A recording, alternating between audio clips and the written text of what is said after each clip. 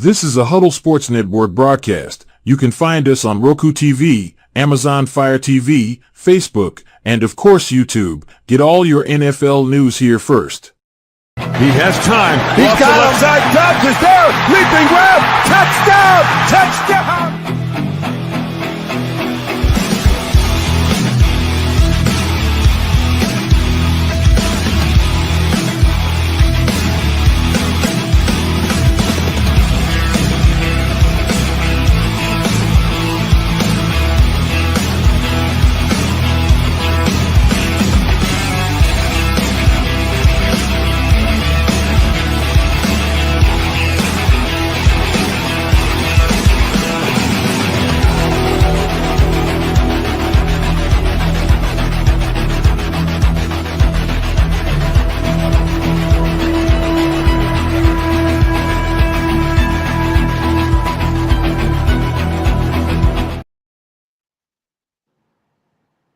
Good morning, everybody. It is Ken and Smoke and Jeremy B in the morning.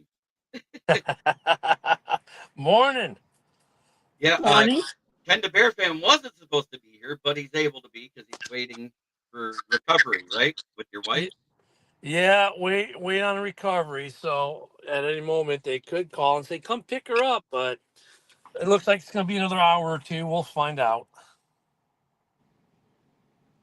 So I'm just sitting in the parking lot at the Andrews Institute.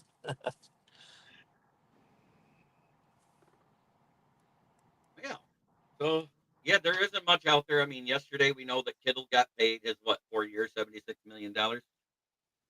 Yeah, nice little payday for him. Yeah, considering he's 31 years old and he's going to play less and less games each year. Andrew Van Ginkel got paid. I heard. Congratulations. And Cam Butters is in the chat. Good morning, Pete. Good to see you, Cam. Hey, good morning, Cam. I see we got 15 people watching. Make sure you hit that like button no matter what platform you're watching on, except, of course, the Roku and Amazon app. JJ McCarthy spoke at his press conference yesterday. He looks like he's back to his weight. He looks ready to go. Good. You guys need that. What up, though? Lions roll, Bears droll. Bears have zero chance of winning more. They're winning 8. Minimum. That's Mitch's normal good morning go-to, yeah. I know, but I got to push back a little because I think they're winning 8 or more. He likes taking those free drugs they give in Detroit, And we got Nicholas, Good morning, Nicholas. Abraham, Reagan Martinez. Good morning and happy Hump Day Wednesday, Jeremy, Ken, and Sarah. Thank you. Good morning, Nicholas. Every time I see something posted about this Tate Rutledge kid we drafted, it's crazy. In his 3 years starting, he only allowed 1 sack and only 4 penalties. That's actually pretty good. That's really good. There's one other guy I remember that was a 4-year starter that allowed 1 sack, and it was in the game. We got some breaking news, you guys. What do we got? Team the Falcons were fined $250,000 and Jeff Albrecht $100,000 for failing to prevent the disclosure of confidential information. Oh, the prank phone calls, yeah. Yeah. Did you guys hear about the prank phone call last night with Isaiah Bond? Yeah, that was like... That's hilarious, though, that somebody pretended to be a GM working for Jerry Jones, that he was going to be a Cowboy.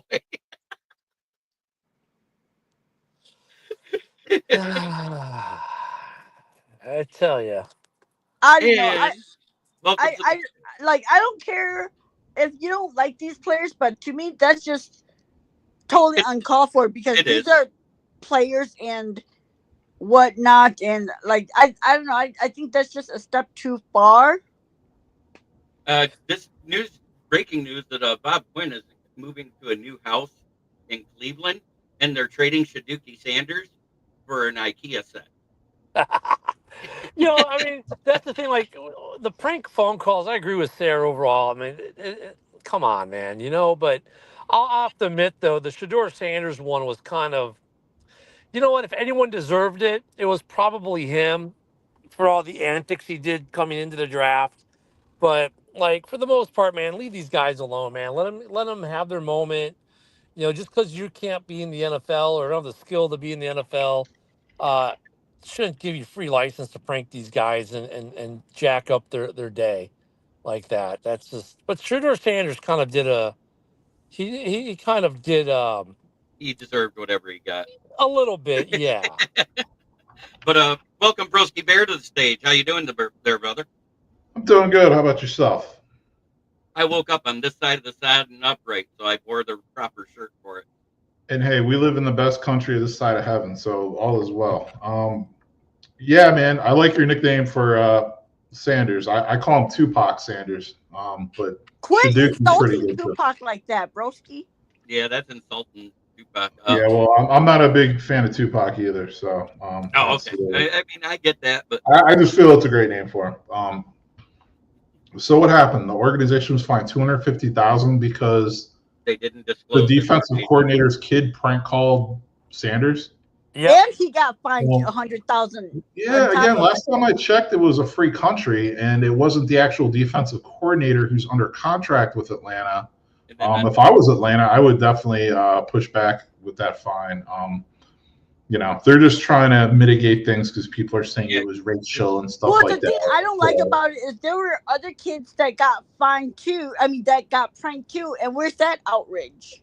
Right. Well, that's the thing, because they're trying to make this like a big media race issue. So they have to try to just make up some BS to try to smooth it over with the libtards. But honestly, if I'm the Falcons, I'm going full throttle right back at the NFL. Like, no. Nobody on the Falcons organization did this. We should not be fined for it. Yeah, it was the kid of the defensive coordinator. So if anybody should be fined at all, maybe the defensive coordinator himself. So is he still actually the defensive coordinator for the team? Yeah. Yeah. I mean, I don't see why he should lose his job over something that. I'm not saying lose his job. I'm saying he should be fined by the NFL.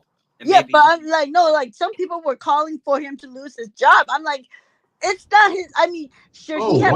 He got fined $100K directly, also. Yep. Yeah. So that's BS, man. Take that to court. Fight that. That's nonsense, dude. First of all, they didn't commit a crime. First of all, should he have protected that information better? Yes, he should have. I think Luca means undisclosed contact information is what. It's a phone number, dude. It's public record. Like it's not illegal to prank call somebody as long as you don't threaten their life or you're trying to get their social security number to try to commit fraud or something. You know what I mean? Yeah, but broski, you got to remember something. The not to be political on this, but in Texas they just passed a law saying that if you publish a political meme without certain types of disclosures, you can now go to jail. That's where some people in this country are going. So, does it shock you that they're gonna try to go after these folks for a prank phone call? Oh no, it doesn't shock me. I'm just saying it's not legally justified. That's my whole point. I don't know. I just feel like everything is so fucking extreme when it doesn't need to be, Well, it's because there's a lot of sensitive people out there that are, lots of beta males, we'll say. Lots of betas. Yeah, the NFL has always been a little left-leaning in their big time view of things. And it's just like, come on, can we just be, I don't know, can we just not be kids? And I think one of the main aspects that I enjoy about sports is it takes your mind off of reality and what's going on in the rest of the world. Yeah, people were having a cow about Saquon golfing with Trump, and I'm like, I don't give a fuck what he does. It's off the field. Go do whatever the fuck you want. Just don't go to jail. If you want to attend the White House, whatever, when your team wins, attend. If you don't, who cares? It's like, what the fuck does that have anything to do with your play on the field? Luca does bring up a good precedent here because it has to do with local workplaces. If I took a number from work and used it for my own accord, that's a fireable offense. So they're saying this Jeff Ulbrich guy gave the number to his kid? No, what happened was the number was on an iPad that was at his home. His son came over to his house to visit him, saw the information, wrote the number down, and then prank called him from his phone, but he wrote the number down because the number wasn't protected. Right. Okay, It was so on his iPad. do you know if the number was in his general contacts, or was it literally like on an Atlanta Falcons like It was portal? an Atlanta Falcons iPad about who they were going to call. The numbers for the prospects. Okay. Okay, that's actually different then. Right. Yeah, and all those numbers were numbers that were phones that were the NFL gave to the prospect. So it wasn't like his like personal phone or anything. But what brought that up, because the original thing that I was breaking was what broke when I was live last night at 9 p.m. Isaiah Bond got a prank phone call from someone pretending to be a part of the Dallas organization saying he was going to be signed as a UDFA last night. And Tyler Warren got pranked too, he said. Yeah. Well, so here's the thing. So like, did like the kid already admit like that's how he got the number? Yep, because the dumbass posted it on TikTok. Yeah, so the kid's even stupider than we thought. So right. honestly, learning that like they might be screwed, because if that's proven and the kid admitted that they found it through Atlanta Falcons like company or brand issued iPad, then yeah, they probably are screwed. And I'd be like, hey son, well, we know where your college tuition just went. But I think it should be less on the team and more on. It kind of sucks because like at the end of the day, it's a Falcons iPad that was. I'm sorry, but this is a $350,000 fine for a prank phone call. I'm sorry. Yeah, I mean, I that's a little tough for me to swallow. What the thing I'm sorry. Are we that much of a fucking wussy that, oh my God, I got a prank call. Yep. I need over $250,000 in fines. They're gaslighting this because of the whole racial. My issue is if they find Atlanta, that's fine, but they better go and find the those other prank calls, because I'm sure they will have access to know who did the prank calls, and they better find those teams too, because why are we just gonna be outraged about this prank call but not the other ones? Like, it needs to be dealt fairly if they're gonna go that route. I don't have a problem with them going that route if they find the other teams that prank call those other players too, Yeah. I mean, it's just like, it gets silly. It's just like, I'm sorry. Did it, I don't, was he gonna claim PTSD or something? I'm like, come on, man. It's a silly prank call. Let it go. I mean, back in the day, if this were back in like the 80s or even 90s, or hell, even early 2000s, everyone would just be laughing about it and go about their day. But now we're in this touchy-feely, blah, blah, blah, whatever we are in. It's like, oh my God, the world has ended. Everyone must, get the fuck out of here. We got Go Pack Go Kyle in the house. What's going on, my man? Not much. It's just a special edition because Ken Catalone couldn't be here. We don't know how long Ken the Bear fan can be here.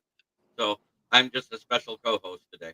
Did you guys see Tom Grassi's awesome video yesterday? Yes. The NFL was scripted. It was hilarious.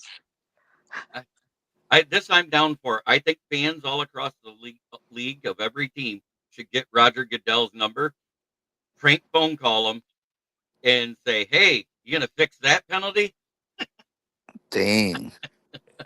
I mean, it's just like, it's getting to that point where it's sad that the prank phone calls are the news of the NFL, and that we're still fucking talking about stupid ass Shedeur Sanders again. And it's like, dude, like, I'm just done with him. I'm like, is this dude even going to make the roster? Don't know, don't care. If he makes it, great, good on him. He gets to live another day in the NFL. But honestly, he's not that special. He's not so special that we need to devote this much time, energy, and breath. He just isn't. There's so much more going on in this league right now than Shedeur fucking Sanders. And Ken, I totally feel you, man. Believe me, I do, man. I'm with you. And it's just one of those, it's like the ESPN/political aspect being pumped into it, which sucks. That's really what's driving this, I feel. Yeah, I But made you a know what? comment yesterday in the YouTube section. I was like, I know this is a hard concept to grasp, but truth is, if you show up to your interview and you have a bad interview, teams aren't going to hire you. You know, that job's not going to hire you. If you don't even take an interview with a job, they're not going to hire you. And so some dude got all butthurt at me, and he was like, yeah, that's why you're in your basement, huh? I'm like, well, why, yeah, I am actually in my basement because my master bedroom is in my basement. Right. Well, but hey, you know what though? Let's do something we meant to do yesterday and didn't get a chance to do. Broski. I know the other day you said, hey, because Sarah had to leave, and you like, I wanted to talk to Sarah about Minnesota's draft. Why don't you switch the topic up for us and do just that? Yeah, What let's talk about a my? little. What Let's about talk a little Minnesota's draft? draft. Let's get off Tupac really quick here. But yeah, like Sarah. So I really like the Vikings pick of Donovan Jackson. Like I think he's going to be a Pro Bowl guard. But maybe what do you think of that pick, and like what do you think of the rest of their picks too? I really liked it too, and like it just annoyed me because like for like the last 5 6 years, all we heard from Vikings fans was we need to fix the O line, we need to fix the O line, and then with the 24th pick of the draft, we draft a guard. What is Crazy doing? He needs to be fired. I'm like, you fucking want to fix the O line or not? Now that it's fixed, oh, he needs to be fired. Like they were Vikings fans were upset because we were offered the same trade package from the Giants, but we didn't move down to 34 because they had intel that the Texans, the Chiefs were interested in drafting Donovan Jackson, and if we had moved down to 34, we would have missed out on Donovan Jackson, and that was their guy. That was the guy they wanted. And so I am perfectly fine with the fact that they chose not to take the trade package and took the pick that they wanted at 24. It solidifies that offensive line, and being that he can play left tackle, if Daresaw is not 100% back by training camp, then he can play left tackle until Daresaw is ready. So I am more than fine with that pick. And then after that pick, we didn't have another pick until the last pick of the third round, which we drafted a wide receiver. I didn't have a problem with that because our number three wide receiver is like, mm, I mean, he's like, some days it's like, yay. Some days it's like, get this bum off the team. Like a typical number three wide receiver, you know? Yeah, that's the kid from Maryland, right? Right, right. And so he's tall, he's fast, Yeah. and he's a receiver that I think will be able to fit in our scheme well. Given that Jordan Anderson is still, he might get suspended for a few games for last year. And so I felt that it was a good pick. And then our sixth and seventh pick, it's like, who cares? It's a lottery pick, Yep. You know, you know?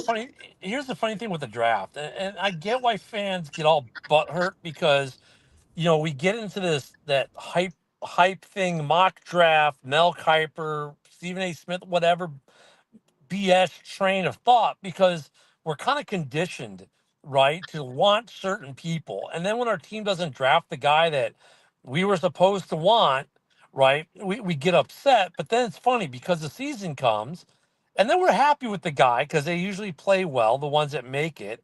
Because people seem to forget the odds of making the NFL roster are still 50-50 at best for a lot of these guys. Like if you look at the draft is a roulette wheel and we've gone through the numbers like for quarterbacks last year. We went through the quarterbacks of how many quarterbacks don't get to the fifth year option. We've gone through the numbers of like how many first round picks are considered busts. And it's like usually around that 50% mark. So like when teams are bitching that they didn't like it's a 50-50 proposition normally at best anyways, and your GMs and their staffs have about 100 times more information in every one of these little talking heads on all these little major sports networks and all these beat reporters who are telling us who we're supposed to want our teams to draft. I mean, I think the Vikings draft was very functional. Just like the Lions was very functional, the Bears was very functional. This was, and even the Packers, very functional, even with their splash of taking a wide receiver for the first time in 2 decades in the first round.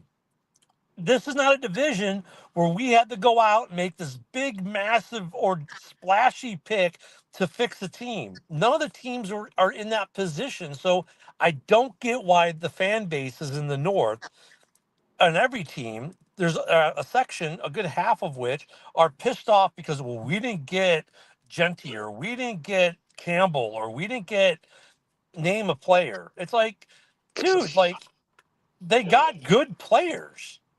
Well, and the thing was, like, as soon as we drafted Donovan Jackson, the Texans that, traded out of their pick and gave it to the Giants, and so, like, I think the Vikings kind of had an idea that they were gonna take Donovan Jackson. That's why they chose not to get draft capital and took the player instead. And all these fans were like, well, I don't understand why they took a guy that was on the consensus board to be 40 pick at 24.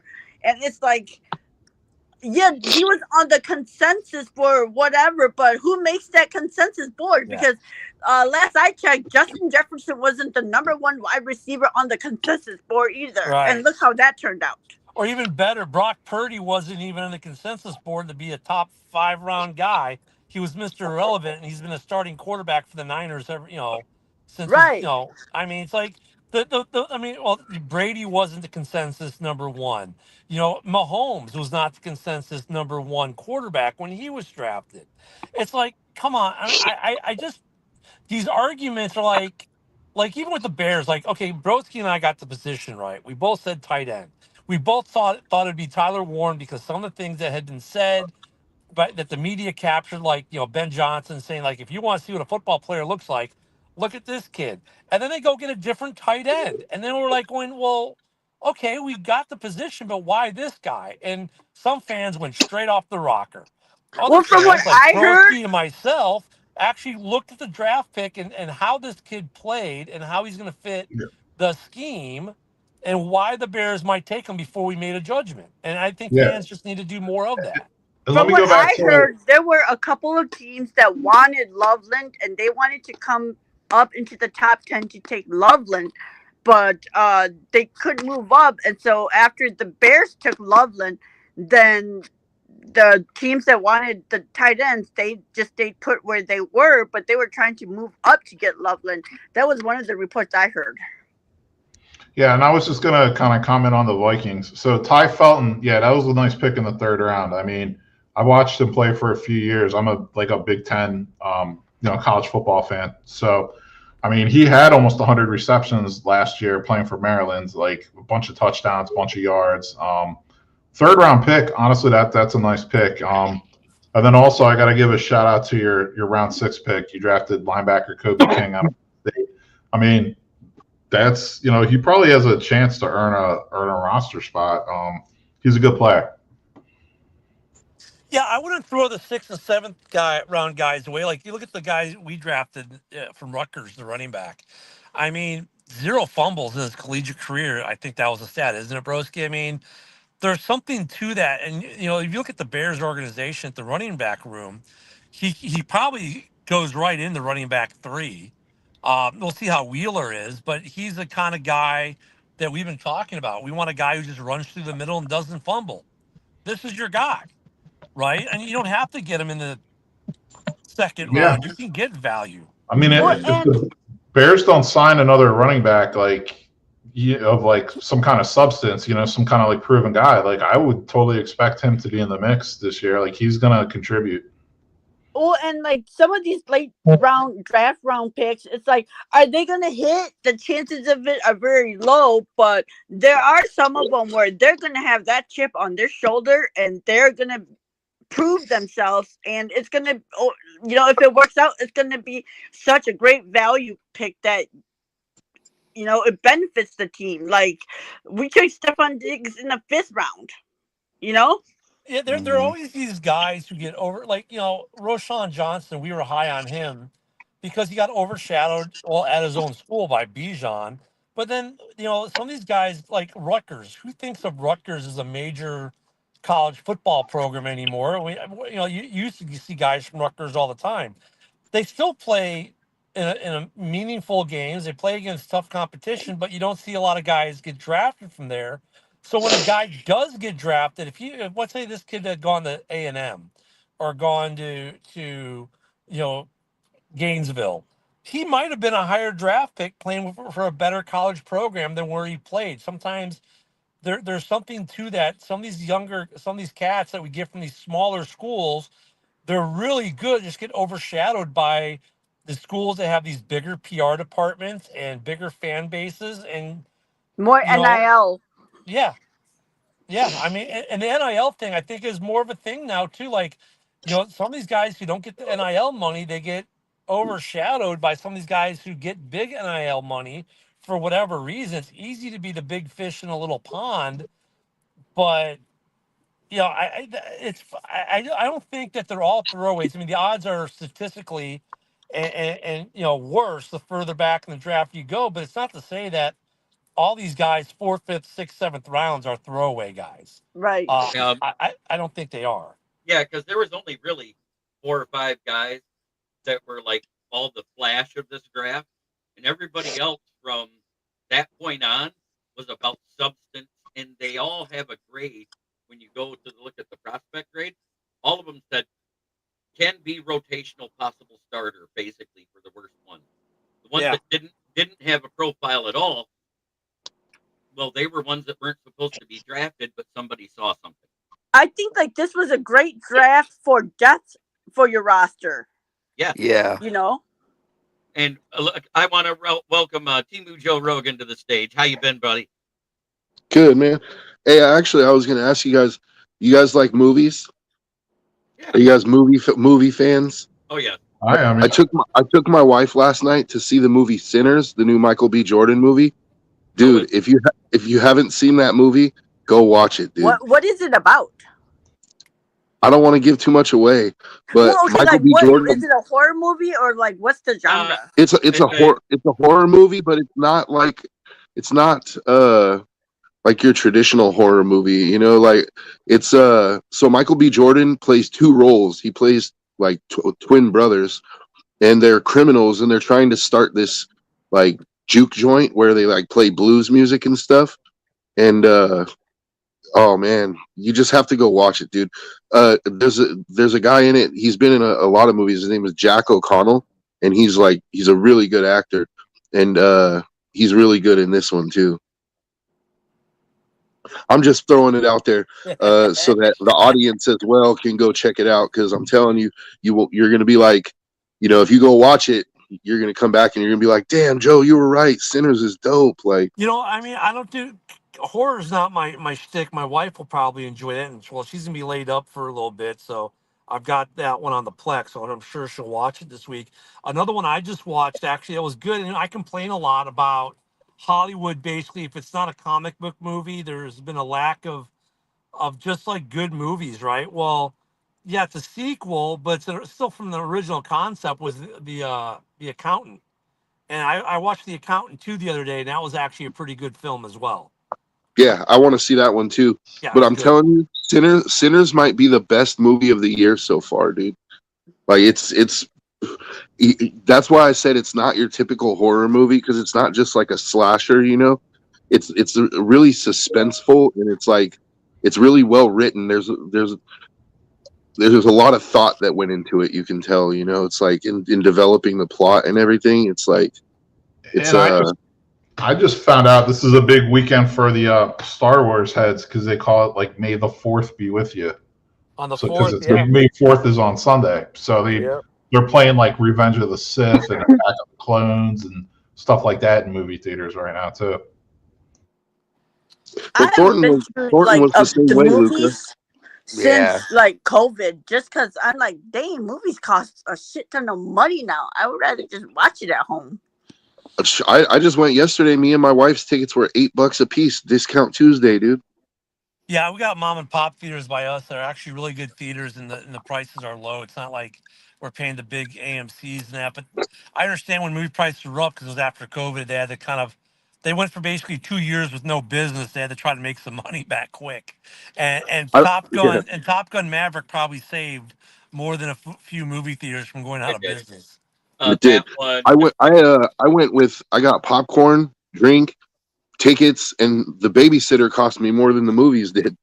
So Yeah, well, I wanted to say is that one, Despicable Me 4, and how it helped with the family movie side of Yeah. the ticket sales.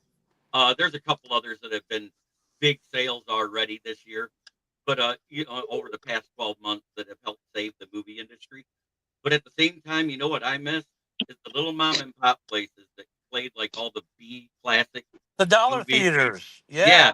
yeah, we used to have one in Saginaw, and they called it Suds and Duds, and it was the first one to have it, so they could serve beer.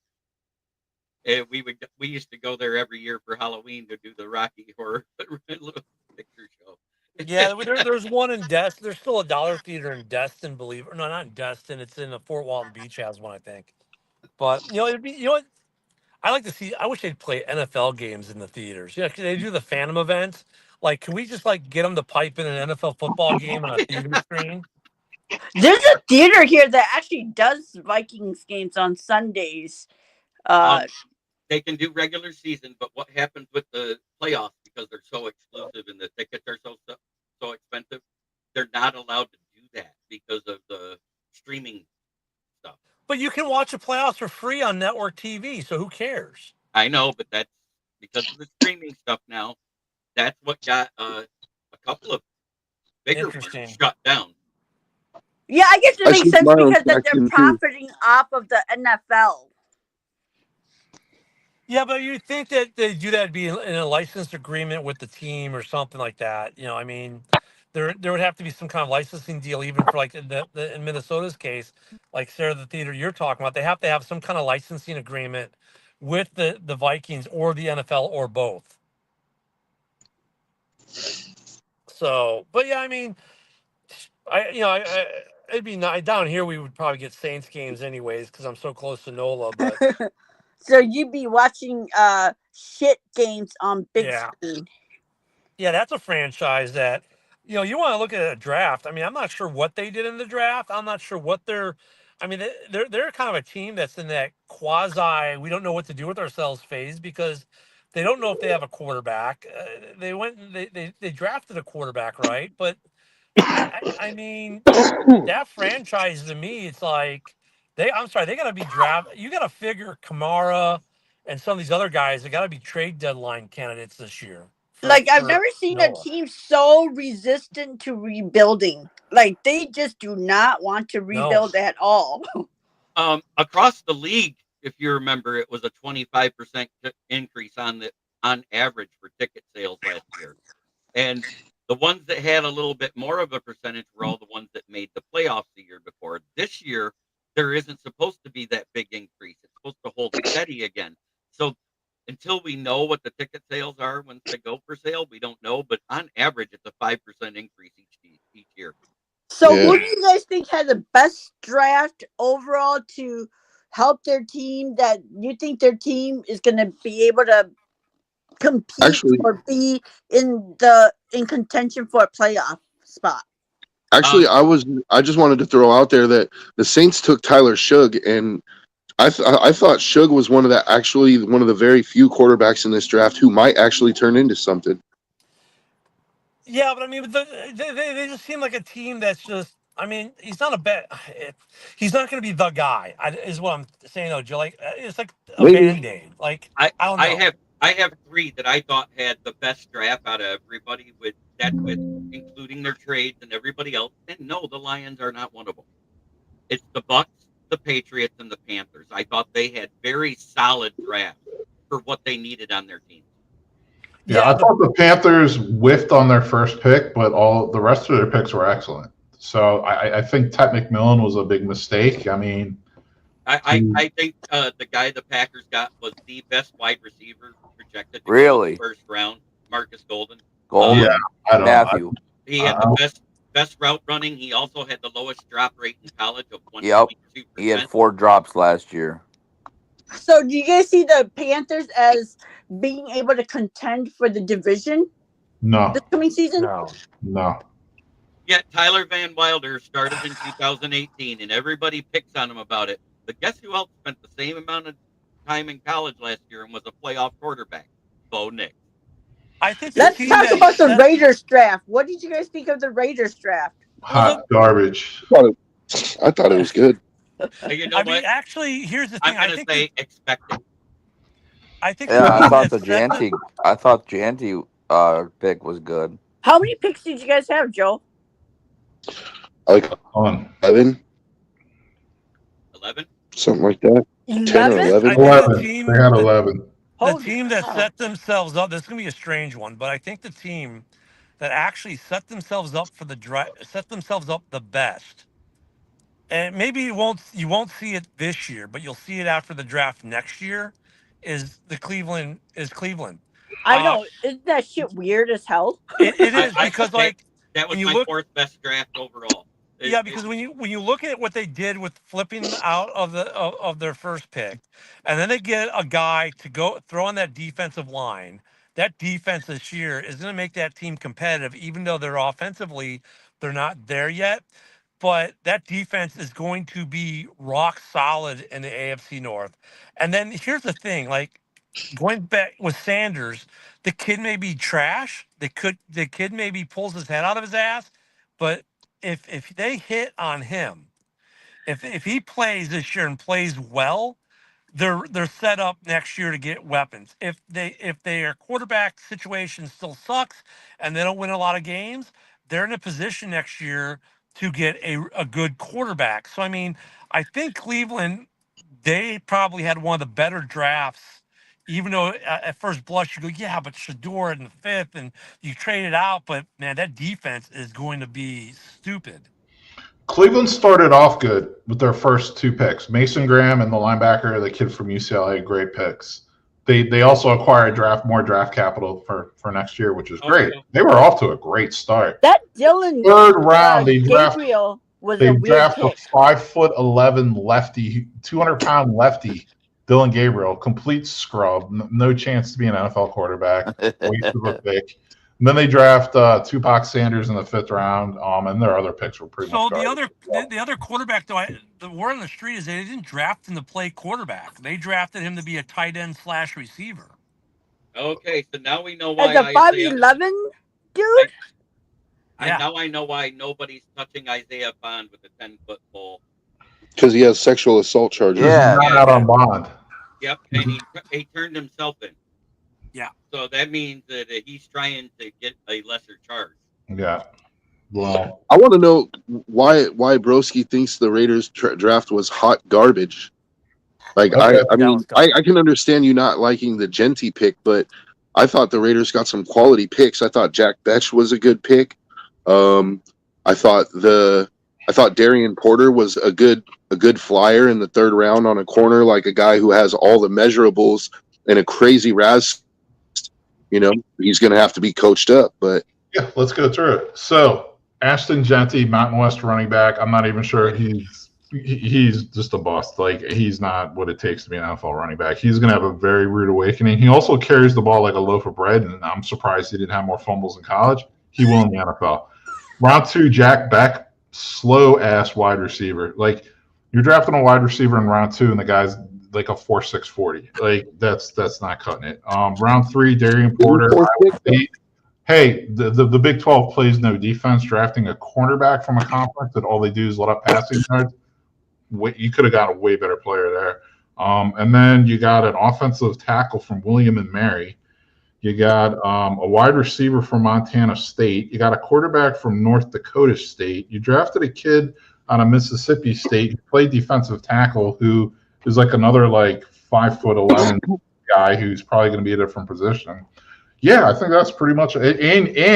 And you drafted a wide receiver from Tennessee, who Tennessee wide receivers never pan out. I mean, that's a lot of garbage, man. That's like, I would actually have to call a garbage truck and have them pull out. Oh shit! The Raiders clubhouse and be like, Guys, we have a big one today. Here we have a lot of garbage for you. Make room. I don't agree with all of that.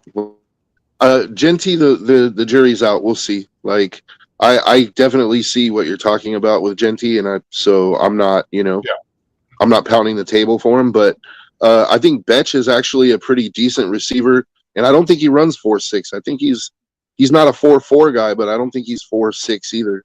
I think he's like in the 4.5 somewhere. Like he's a good possession receiver. He makes good physical contested catches, which is something the Raiders needed. Could they have got someone better in the second round? I don't know. Like he was available. He's who they liked.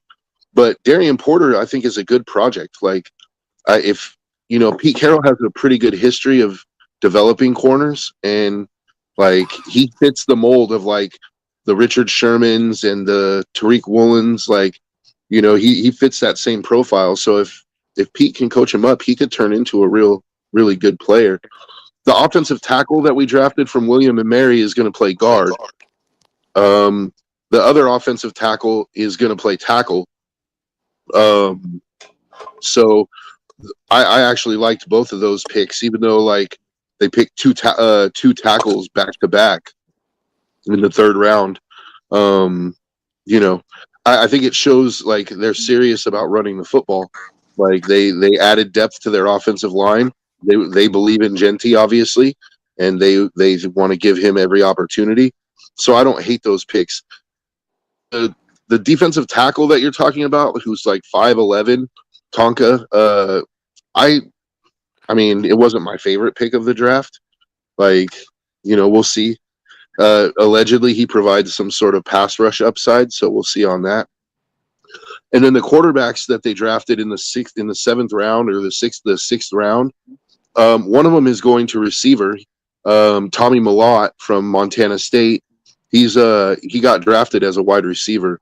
He runs a 4.4 and crazy athletic. The other dude, Cam Miller from North Dakota State, he might play quarterback, but he's like going to be the third string quarterback. So it's like, what do you expect from a sixth round pick? So it's not a terrible pick to get yourself another quarterback on the roster. And I mentioned some later round picks, and it's like, they're later round picks. People take project players and stuff. Oh, and I didn't even mention Thornton. I think, Thornton is intriguing to me because he's 6'5", 215 or 6'5", 210 and runs a 4.3, dude. Like, and he averaged 25 yards a reception last year. Yeah. So, I mean, like, is he a project? Yeah. But to me, I'm cool with taking a risk on a guy like that. Because if he pans out.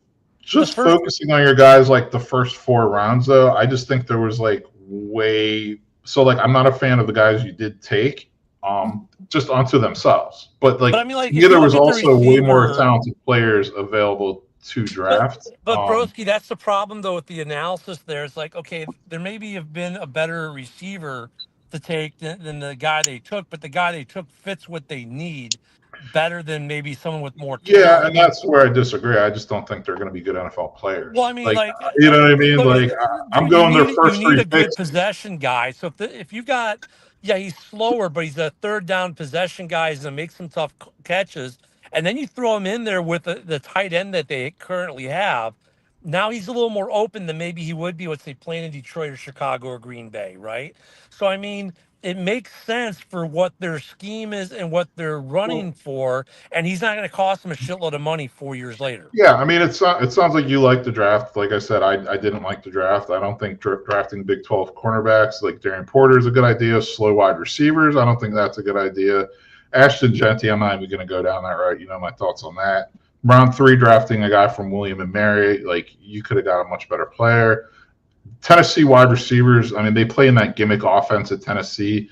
They never you have, Joe, Google like Tennessee wide receivers in the NFL and look how long the list is. You'll be blown away how many wide receivers from Tennessee have played in the NFL. It's incredible. And there's like literally like 2 okay guys out of like 40 on the whole list. Well, look at that guy, Jalen Hyatt. He's from Tennessee. He was drafted in the 3rd round. He won the Blitnikoff in college. He's just rotting away on the Giants roster. Yeah, I mean, when the Raiders though, I mean, look at the Raiders have a lot of fixing to do, so they're throwing players at the problem, and they got guys coming off injury. But I mean, I understand. I mean, I don't disagree totally with what Broski's saying, but I mean, at the same time, like, there's a reason they took a possession guy with that pick, and maybe they felt that they weren't Yeah, going to get the possession guy they wanted I hear you. I mean, later, so and they we'll took. see. Like, these are just us shooting Yeah, shit and Yeah, throwing it and out there. And I didn't say that the Raiders had the best draft, yeah, right? yeah. You didn't hear me say, "Oh, the Raiders had the best draft in the league."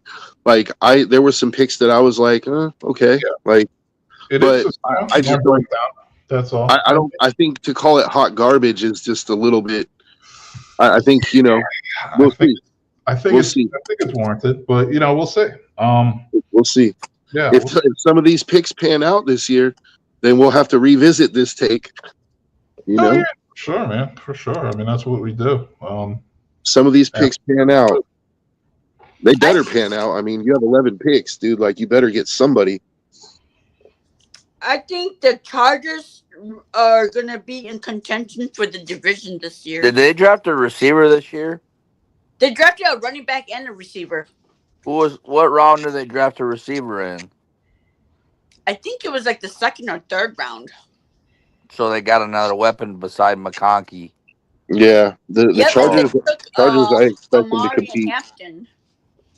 What's Yeah, that? I think the Chargers will compete for the division this year. Anybody know who that guy they drafted is? Yeah, Amari Hampton. Oh, you mean the wide receiver? Yeah. That I'm not sure. Let me check quick. Give me a second. I kind of want to see the weapons they're putting around Herbie.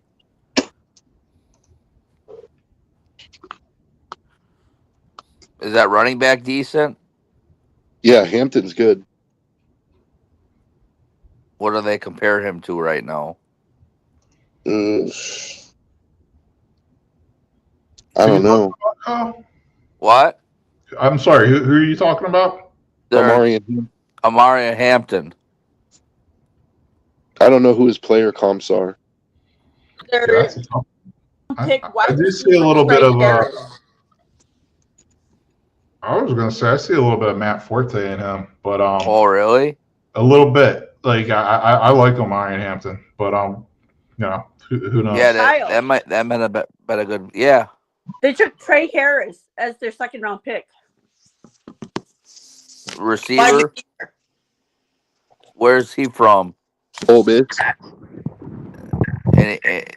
Is he decent? John Dorn wanted him. He got some good size. He was one of the receivers in the second round that was like, he was projected. He was like one of the guys that people really wanted in round 2. Him and Luther Burden were like the 2 top guys in round 2 for receiver. Does he have some good size to him? I don't know. I don't know nothing about him. But I think the Chargers are going to be competing for the division. I think Denver is going to be good. Yeah, I think that division just got a lot stronger. And just wait. See, people are like kind of shitting on the Raiders, but the Raiders, half their starting defense was injured last year. Wait till we get Christian Wilkins back. Backward. Wait till we get Christian Wilkins back. Malcolm Kuntz is coming back. Our defensive line is about to be one of the nastiest defensive lines in football, dude. Like, good luck throwing the ball on us. But you got Eric Stokes. Yeah, but that doesn't mean he's starting. We signed him to a 1-year, like $2 million deal. It doesn't mean he's starting. In fact, like I wouldn't be surprised if they can coach up Darian Porter. Like, I think they probably run with him and let him start his rookie year, no matter how bad it is, just to give him the experience. I mean, I think just you guys getting Geno Smith will make you guys competitive, at least, And we added to the offensive line. Like, we added a possession receiver. We still have Bowers. We still have Jacoby Myers. We still have Trey Tucker. Like, we still have Michael Mayer on the roster. Like, we have 2 good tight ends. Although Mayer, like, they haven't really given him many opportunities to catch the ball. Yeah, but you haven't really had a quarterback to throw the ball either, so we'll see how it goes this year with Geno. I think it should be a lot better. Looks like like if, so, might get on the show. Sorry. it's like look at last year, right? Like the Raiders won 4 games, but everything that could go wrong last year did go wrong.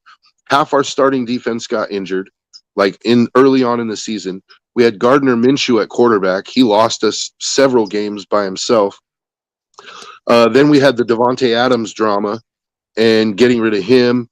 We had AP as a head coach, first time head coach, and we won 4 games. Even if you look at even if let's not even put Geno in the equation. Even if you ran the exact same roster that you had out there last year, regression to the mean should get you at least somewhere near 7 wins. Like just regression to the mean of like half your starting defense isn't going to be injured. You don't have the Devontae drama. You don't have a first time head coach. Those things alone you get you a guys couple had more that game wins. against Kansas City pretty much won, and then I don't know what happened. A botched snap, but that's what I'm saying. Like it's one of those things where everything that could go wrong did go wrong, and those years happen, but they don't happen 2 years in a row generally. So I'm thinking even just basically the regression towards the mean gets us a couple more. You add Geno into that, I think Geno's good for another win or two. I don't know. I expect 8 wins. Maybe if we can pull off a couple that we weren't supposed to, we could get to 10 wins. What divisions are you guys playing? I don't know. I haven't looked at the schedule yet. I figured Joe can't be the only one with a car cam, so I'll open the cam up. So, hey, A-Dub. What's up, What's A-Dub? up, y'all? What up? No, I mean, Joe, I was listening to what you were saying about the Raiders, and you're not wrong. And the fact that the Raiders had so many injuries last year didn't really help you either. I mean, between the bodies at camp, I think some of these bodies that you drafted are literally just insurance for some of the guys coming back, so that you have a little more depth should the injury bug bite you again. I mean, so it was kind of a. I think the Raiders are kind of in a weird position right now. They got Carroll.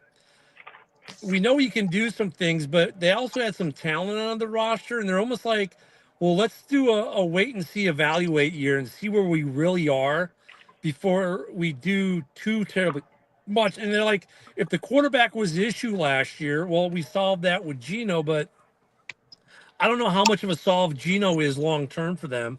I think they're like just trying to make it through Max Crosby's contract, to be honest, and then and do something with him, because they're just another one of those weird teams. Like they can be really good this year, they can be really bad again. Yeah, I mean, there's no in between for them. But this year was not the year for them to take a quarterback anyway, so it's fine for them.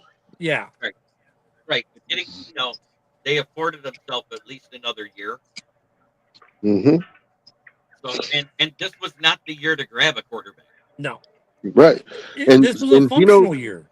And Geno, people are kind of sleeping on Geno too. Like Geno, in stat wise at least, in the top 10 to 12 the last 2 years in a row with the worst offensive line in football. The Raiders don't have the worst offensive line in football. So I see no reason why he can't at least continue the 10 to 12 ranking, which is way better than what Gardner Minshew was ranked last year.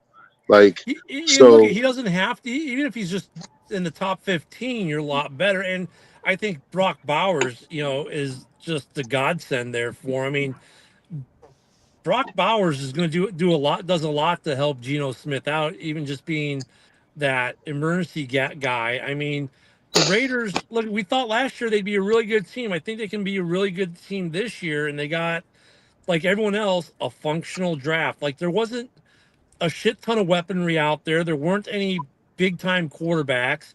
I mean, even if you look at the wide receivers that the Bears, the Lions, the Packers, and the Vikings took, there were guys that fit certain needs for them. They weren't like, oh my God, they're going to radically change the offense kind of guys. They just fit a need that was a little bit lacking, or that they could use some more support in. Yeah, and what I'm curious to see with the Raiders is how this affects Aiden O'Connell, to see if it can help mold him into a better quarterback. I think that I think we've seen Aiden's ceiling. To be honest with you, I think he's a backup, and I think he's a good backup. But I just don't think he's ever going to be a starter. And I mean, a good starter. But like, I think he's a backup that could come in and win you a couple of games. If he has to play for a long stretch, like 4 or 5 games, he'll go 2-3. 2-2, maybe 2-3, maybe 3-2 if some things pan out for him. Like.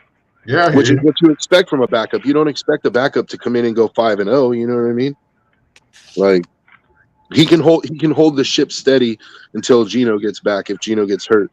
But I think it's more addition by, like, the fact that we have so many players coming back from injury, like that missed significant parts of the season here, especially on our defensive line. Like, I watch out for our defensive line. That's all I'm going to say. Like, this year, our defensive line is going to be. We're going to get to see the defensive line that we expected last year and didn't get to see.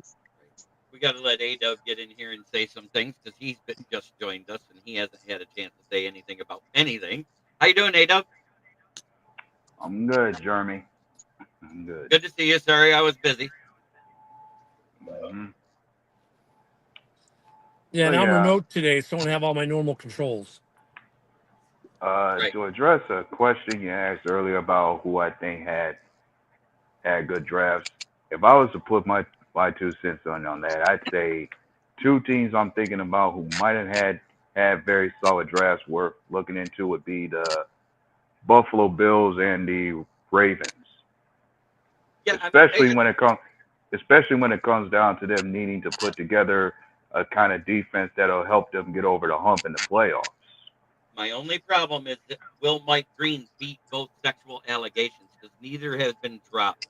And if he gets arrested on either one of those, that means it's going to be 3 years before he ever even sees the field.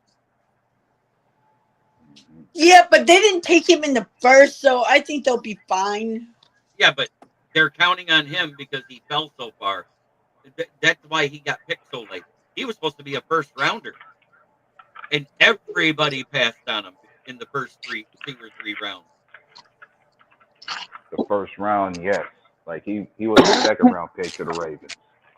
Okay, so yeah, that first round, everybody passed on him. Even the Lions, the Lions liked him. The Harbaugh and company, man, they do their due diligence in Baltimore, so they have to have a pretty good inclination the way his case is going to go if they're going to, use a pick on him. Like, the one thing you can say about the Ravens, they're pretty judicious about what they take.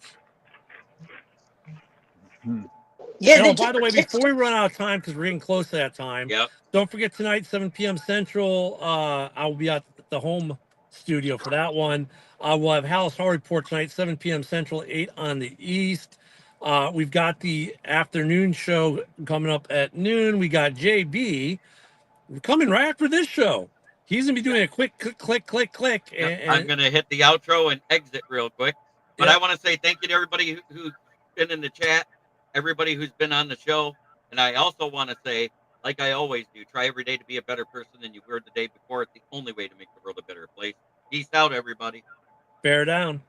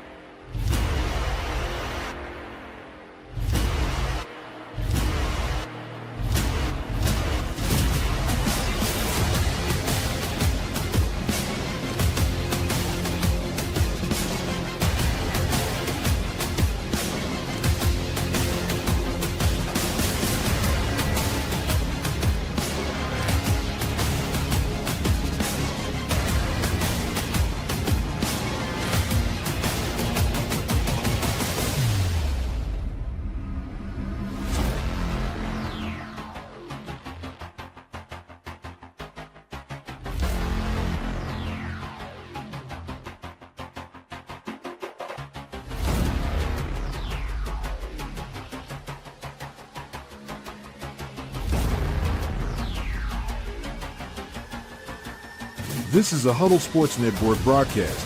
You can find us on Roku TV, Amazon Fire TV, Facebook, and of course YouTube. Get all your NFL news here first.